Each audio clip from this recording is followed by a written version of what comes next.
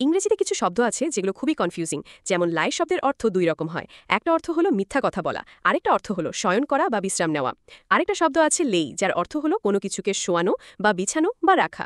লাই অর্থ নিজের শোয়া, কিন্তু লেই অর্থ হলো কোনো কিছুকে সমানো। এই শব্দগুলো সবই ভার্ব, এজন্য এদের তিনটা ফর্ম আছে: প্রেজেন্ট, পাস্ট ও পাস্ট পার্টিসিপল। এখানেও অনেক বড় কনফিউশন আছে। যেমন লাই অর্থ মিথ্যা বলা, এর পাস্ট ও পাস্ট পার্টিকেল ফর্ম হলো লাইড, কিন্তু লাই অর্থ যদি শোয়া বা বিশ্রাম নেওয়া হয় তখন তার পাস্ট ফর্ম হবে লেই এবং পাস্ট পার্টিসিপল ফর্ম হবে লেইন। আবার লে অর্থ যখন কোনো কিছুকে শোয়ানো বা কোনো কিছু বিছানো বোঝায় তখন আর পাস্ট পার্টিসিপল ফর্ম হবে লেড।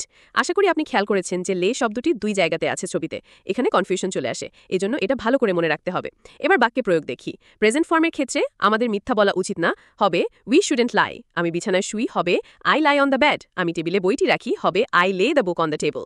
এবার পাস্ট ফর্মের ক্ষেত্রে সে তার বয়স নিয়ে মিথ্যা বলেছিল, হবে he lied about his age.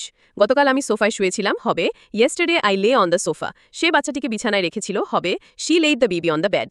এবার পাস্ট পার্টিসিপল ফর্মের ক্ষেত্রে হবে আমি তার সাথে মিথ্যা বলেছি, যার ইংরেজি হবে I have lied to him.